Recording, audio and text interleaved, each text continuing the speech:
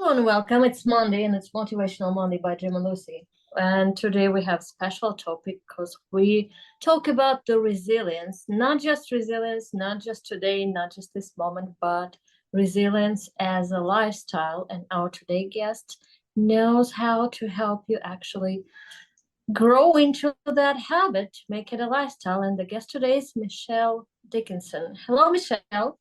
Hi, thank you for having me. Michelle, I love the subject of this podcast because I don't think there's really more important subject. I mean, if resilience, that's just something that's needed every single day in every aspect. For sure, for sure. And my business partner and I believe that resilience is not something you have to wait to build when you hit rock bottom, but rather something that you are working toward every single day. So you're more equipped to be able to ebb and flow with the inevitable stress and challenge that comes your way every day. Yes, yes. Well, absolutely. It's highly important, especially today when we hear a lot about stress here, stress there, the prices are high, and the COVID, wildfires, whatever it is, climate change. Uh, it is stressful. And then the job market or the business struggles, the family struggles. So, how do we start learning to be resilient no matter what, not waiting for things to go completely wrong? There's one thing we are guaranteed that we will always have an abundance of, and that's stress, right? Stress is going to come Yes. at us from our work, from our family life, from our partners, from our relationships. If stress is inevitable, the one thing we can do is learn how to prepare ourselves so that we dance with life stress and that it doesn't devour us. So for us, it's about what are we doing every single day that's filling our cup, that's helping us ultimately preserve our emotional well-being. And then what's our mindset? What is the chatter in our head? What can we do to foster a better internal narrative and a more positive mindset so that we can deal with the stress without it taking us sort of off balance? Yes, you're correct. Now, this morning, Michelle, I was reading an article in the Wall Street Journal about quiet cutting. Not quiet quitting, not quiet firing, quiet cutting. Oh, And as I'm reading the article, I'm thinking about people who know that there's always going to be change in one's career and all of life. So why not prepare? Why not live your life or have your job with resilience, knowing that change is going to come in the business sphere and almost something.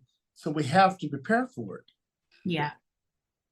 Yeah. Oh, for sure. I mean, it really is about whatever we focus on will always expand. So the average person that comes to me for like a resilience coaching session, they are acutely focused on the one thing that is going sideways in their life.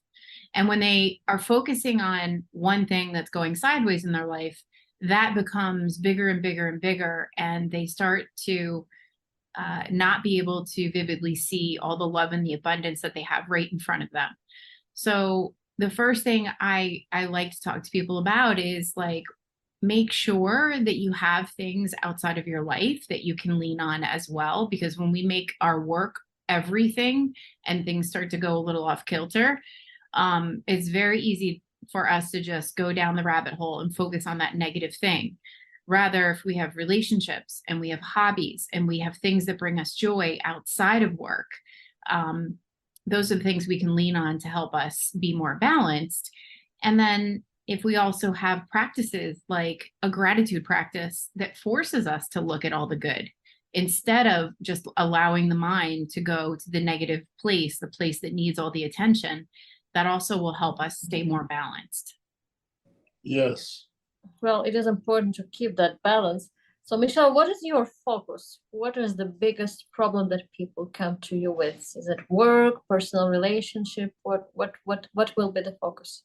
Oh, it's a whole gamut. It's very interesting because when we think about the stressors that we have in our life, they come to us from various areas. They come to us from whether it be work stress, relationship stress, dealing with difficult people stress, financial stress, all of these aspects, right? And so they obviously come to me because they realize that they want to do more for themselves and feel better, right? Ultimately, they're feeling at the effects of their life, so to speak. So we're often taking a hard look at what is it that they do every single day for themselves. And more times than not, people are not taking care of themselves. They're leaving it for the vacation 2 weeks or 3 weeks or a month down the road. Or us ladies are known for, I'm going to take the spa day and that's going to resolve, 6 months of compounded stress. It doesn't work that way. So it's really about an education of, no, you need daily practices. You need to be doing things for yourself every single day so you can feel good every day, because when you feel good every day, you show up the best version of yourself, and not just at work, but for those people who love, care for you, and are counting on you. It is very insightful. So what will be the core elements of that balance? The core elements? I mean, Yeah. there are, it's very unique to different people, right? Some people have an exercise routine, other people don't. So I say, the first step is we need to be thinking about, are we moving our body? Are we getting adequate sleep? Are we connecting with people that we love and trust so that we have connection?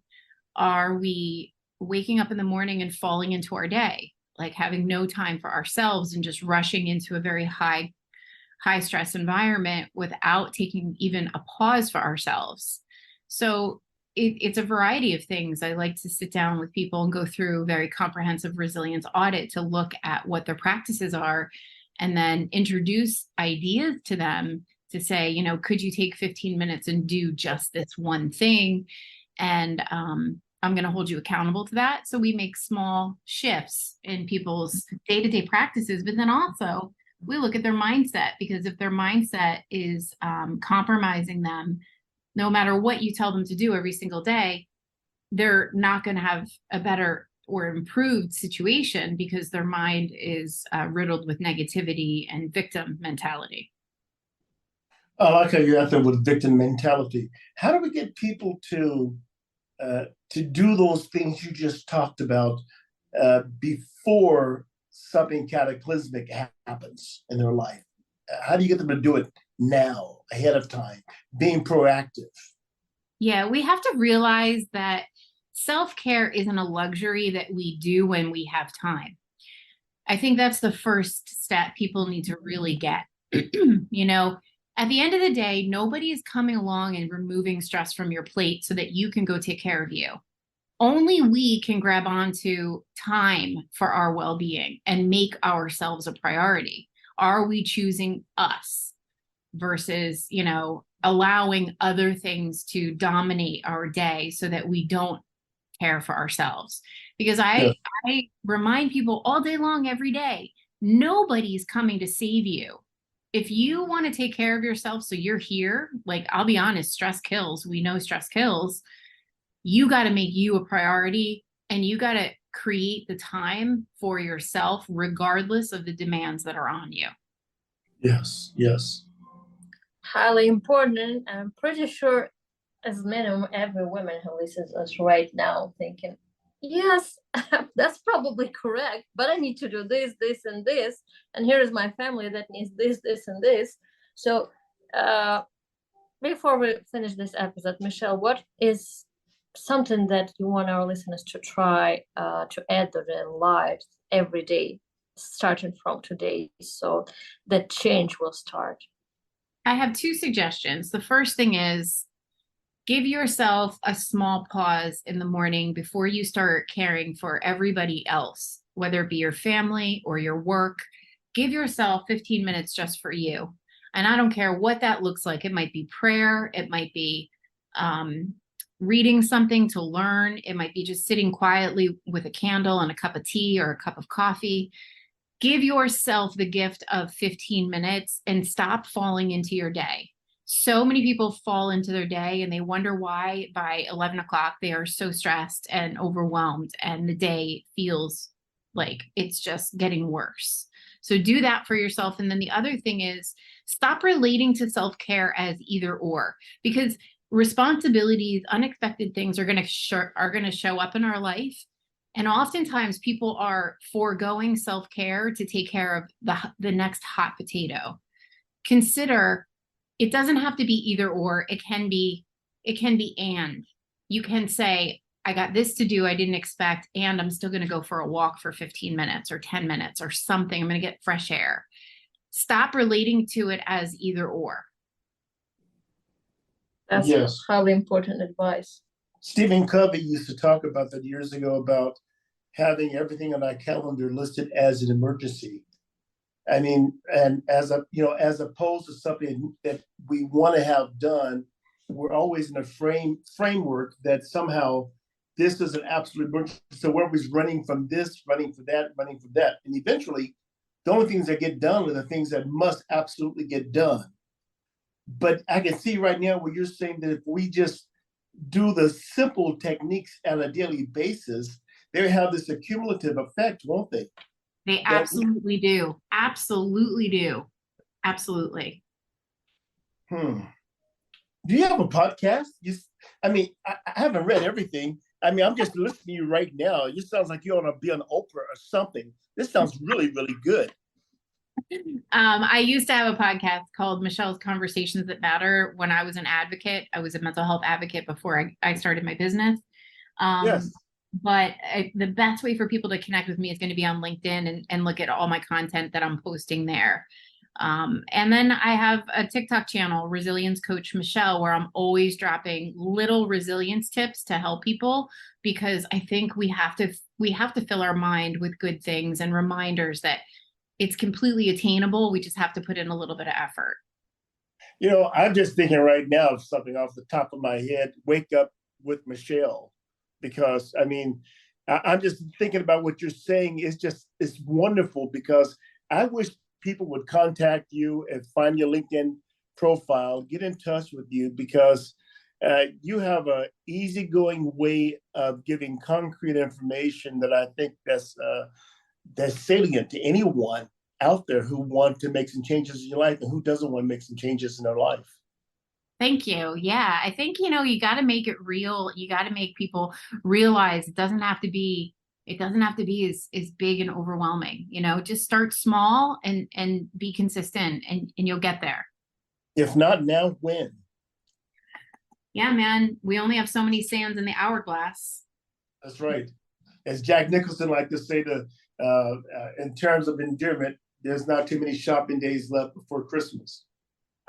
Yeah. So true. So true. So important. Well, Michelle, thank you very much for joining us today. Our dear listeners, work with Michelle. Michelle, what is your website?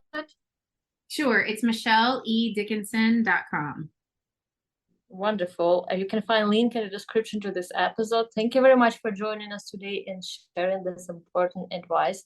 And dear listeners, please use the exercise, use something that will help you get going, develop those habits, and especially with help of Michelle. Thank you very much, Michelle. You're welcome. Thanks for having me. This is Motivational Monday by Jim and Lucy. Follow our podcast And check out our website, jimandlucywoods.com.